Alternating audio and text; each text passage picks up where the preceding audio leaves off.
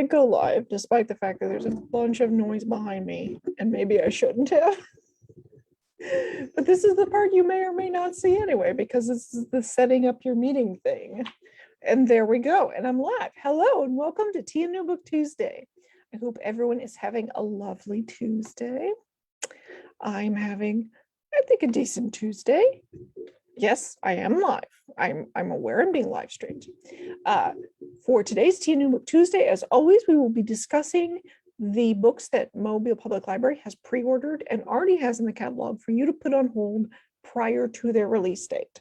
So right now, today, we're going to go over November's romance and historical fiction. I had to cut a fair amount out of this episode to get it down to just, I think I've got eight or nine books. So the discussion board post is especially long and includes some stuff that might be interesting to you, including a couple of titles that I found out about after I started preparing. So I just threw them on the discussion board post. That is already on our Goodreads group for Tea and New Book Tuesday on the discussion boards. So if you want to know what else is coming out in November in romance and historical fiction, you'll want to go there. But first, we're going to go to your favorite part of Tea and New Book Tuesday and mine, the giveaway. I have 4 books to give out. I don't think I have anything that isn't out yet, but it's still a pretty interesting pile of books. So let's do this one first. Fault Lines by Emily Itami. Go. So this is set in Japan. Mizuki is a Japanese housewife. She has a hardworking husband, 2 adorable children, and a beautiful Tokyo apartment. It's everything a woman could want, yet sometimes she wonders whether she would rather throw herself off the high-rise balcony than spend another evening not talking to her husband and hanging up laundry. Then one rainy night, she meets Kiyoshi, a successful restaurateur. In him, she rediscovers friendship, freedom, and the neon electric pulse of the city she has always loved. But the further she falls into their relationship, the clearer it becomes that she is living 2 lives, and in the end, we can only choose one. Funny, provocative, and startlingly honest, Fault Lines is for anyone who has ever looked into the mirror and asked, "Who am I and how did I get here?" A bittersweet love story and a piercing portrait of female identity. It includes an unforgettable new voice in Emily Itami. So that's Fault Lines by Emily Itami. As always with the giveaway, if you want one of these books, you need to be the first to put the name of the book in the comment section below, along with your MPL location for pickup. After I pick whoever was first, I will respond to your comment telling you that the book is on the way and when to expect it. You then have, let's say, a couple of weeks to come pick it up. If you don't pick it up, we will eventually pull it and give it to someone else, just so you know. Okay, moving on to more books in the giveaway. The Bloodless Boy by Robert Lloyd. This is the one, nope, I have 2 historical fictions. Okay. So the City of London, 1678, New Year's Day. 11 years have passed since the Great Fire ripped through the city. 18 since the fall of Oliver Cromwell and the restoration of the king. London is gripped by hysteria, and rumors of Catholic plots and sinister foreign assassins abound. Ooh. Today I'm drinking Celestial Seasonings Wild Berry Zinger tea. It's that crazy red one I showed you a week ago, 2 weeks ago. I don't know. The days all blend together. I like it. It's soothing. It's lovely. Okay.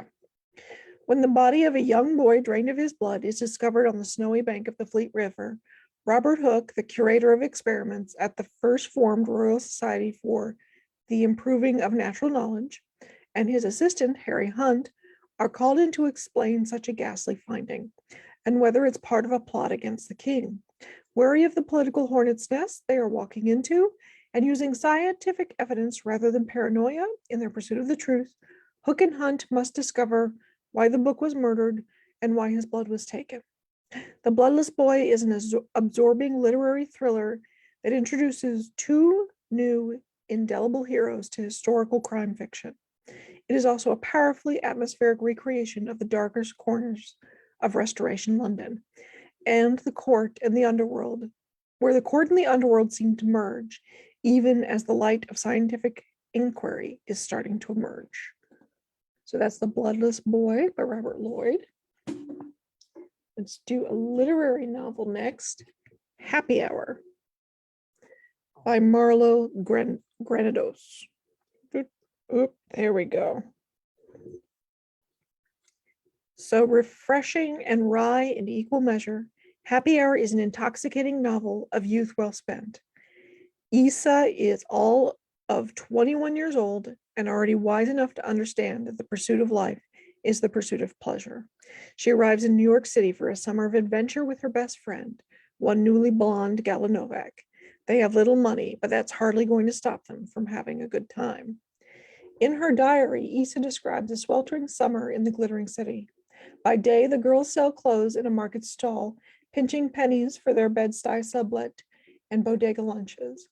By night, they weave from Brooklyn to the Upper West, to the Upper East Side, to the Hamptons, among a rotating cast of celebrities, artists, internet entrepreneurs, stuffy intellectuals, and bad-mannered grifters. Resources run ever tighter, and the strain tests their friendship, and they try to convert their social capital into something more lasting than precarious gigs as au pairs, nightclub hosts, paid audience members, and aspiring food fetish models. Through it all, Issa's bold, beguiling voice captures the precise thrill of a captivating life of glamour and intrigue as she juggles paying her dues with skipping out on the bill.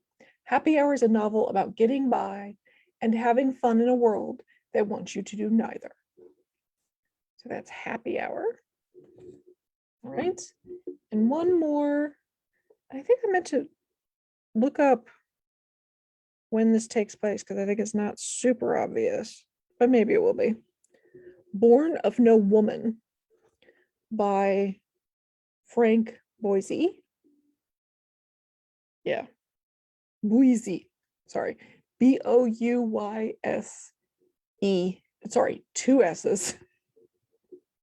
I often look up the names of authors that I'm going to talk about, but I didn't look up this one because I used to, French was my language in high school, and you'd think I'd retain some of it, but you would be wrong. Very, very wrong. Okay, so Born of No Woman. Before he is called to bless the body of a woman at the nearby asylum, Father Gabriel receives a message. Troubling confession. Oh, sorry. Father Gabriel receives a strange, troubling confession. Hidden under her dress, he will find notebooks that contain Rose's harrowing story. At 14 years old, Rose is sold to a rich man by her father, a farmer unable to support her and her three younger sisters. Traded for a handful of coins, she becomes the property of the master and is taken away without warning to her new home. This isolated manor that seems like a castle to Rose, with the master's formidable mother and his absent wife, immediately provokes a sense of unease. Rose soon becomes caught in a perverse web, unsure how to escape and whom she can trust. This English language debut of the critically acclaimed author, Frank spelled Franck. Frank. Anyway, this exquisitely written novel is both a keen commentary on class and a chilling horror story, deftly navigating the complexities of desire, abuse, compassion, and resilience. He has created a timeless portrait of human nature left to foster unseen. That's Born of No Woman.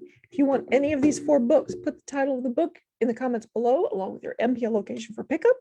I start picking people as soon as the show's over. All right, let's move on to today's actual recommendations. And I don't have something open that I need open, so I'm going to go ahead and open that real quick. Is what we say. We say, oh. And aren't you just letting me sign in?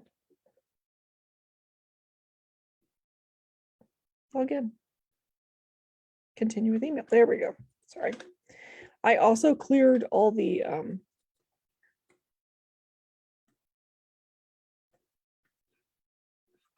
whatchamacallit. I cleared the browser history because the computer was moving really slow. So now no password's been saved. And as I'm going into Canva and realizing I don't have it up and ready. All right, now it's up and ready. Now I can share my screen and you'll be able to see the lovely book covers. There we go. All right. We're getting it. We're getting there. We're doing stuff. We're talking about books. It's what we do. Boom. Boom. There we go. That's what I want to see. All right. Today's Tia New Book Tuesday, romance and historical fiction. So let's get in, and giveaways, of course, but we've already done the giveaway. So let's start with romance. I have 3 romance titles for you today, beginning with The Lucky Escape, which has the tagline on the cover, "One canceled wedding, one unexpected honeymoon." So The Lucky Escape by Laura Jane Williams. When the day finally comes for Annie to marry Alexander, the last thing she expects is to be left standing at the altar. She was so sure he was Mr. Right. Now she has no idea how she could have got it so wrong. After a chance meeting with Patrick, an old friend who reminds her of who she used to be, Annie takes a vow of her own. She'll say yes to every opportunity that comes her way from now on. Could a spontaneous trip with Patrick be the way to mend Annie's heart? She's about to find out as she embarks on her honeymoon with a man who's not her husband. This got a starred review from Publishers Weekly. They seem to really like it. So if you're interested in The Lucky Escape, it comes out November 2nd. The Fastest Way to Fall by Denise Williams. Britta Colby works for a lifestyle website, and when tasked to write about her experience with a hot new body positive fitness app that includes personal coaching, she knows it's a major opportunity to prove she should write for the site full time. As CEO of the Fitme app, Wes Lawson finally has the financial security he grew up without. But despite his success, his floundering love life and complicated family situation leaves him feeling isolated and unfulfilled. He decides to get back to what he loves, coaching. Britta's his first new client, and they click immediately. As weeks pass, she's surprised at how much she enjoys experimenting with her exercise routine. He's surprised at how much he looks forward to talking to her every day. They convince themselves their attraction is harmless, but when they start working out in person, Wes and Britta find it increasingly challenging to deny their chemistry and maintain a professional distance. Wes isn't supposed to be trading clients, much less meeting with them, and Britta's credibility will be sunk if the lifestyle site finds out she's practically dating the fitness coach she's reviewing. Walking away from each other is the smartest thing to do, but running side by side feels like the start of something big. This got a star review from Library Journal, so if you're interested in The Fastest Way to Fall, it comes out November 2nd. All right, our final romance novel of the day, though not the only 3 romance novels we're getting in November, because as I said, there's a fair amount that ended up in the Goodreads discussion post. Just Haven't Met You Yet by Sophie Cousins. Laura's business trip to the Channel Islands isn't exactly off to a great start. After unceremoniously dumping everything in her bag in front of the most attractive man she's ever seen in real life, she arrives at her hotel only to realize she grabbed the wrong suitcase from the airport. Her consolation? The irresistibly appealing contents of the case: a copy of her favorite book, piano music, and a rugged, heavy-knit fisherman sweater only a Ryan Gosling lookalike could pull off. The owner of the suitcase is Laura's dream man. She's sure of it. Now all she has to do is find him. The mix-up seems written in the stars. After all, what are the odds that she'd find the one on the same remote island where her mom and dad met and first fell in love?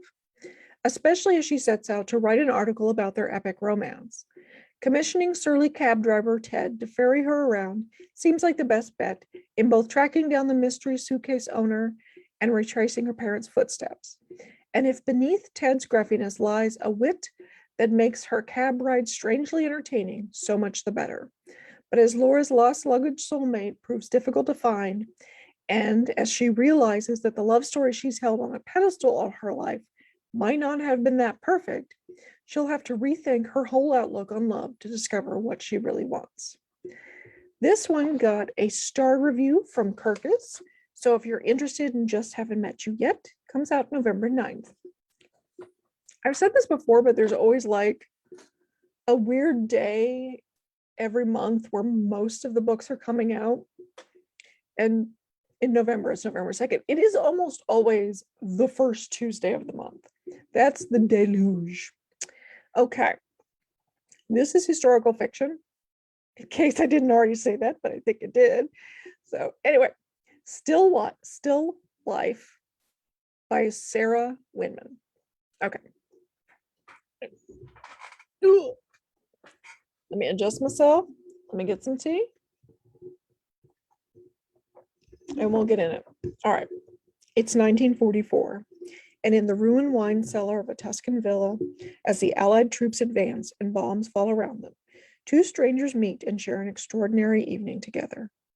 Ulysses Temper is a young British soldier and one-time globe maker. Evelyn Skinner is a septuagenarian art historian and possible spy.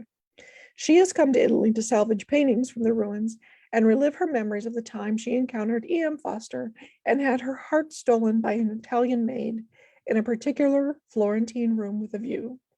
These two unlikely people find kindred spirits in each other, and Evelyn's talk of truth and beauty plants a seed in Ulysses' mind that will shape the trajectory of his life and of those who love him for the next 4 decades. Moving from the Tuscan hills to the smog of the East End and the piazzas of Florence. Piazzas?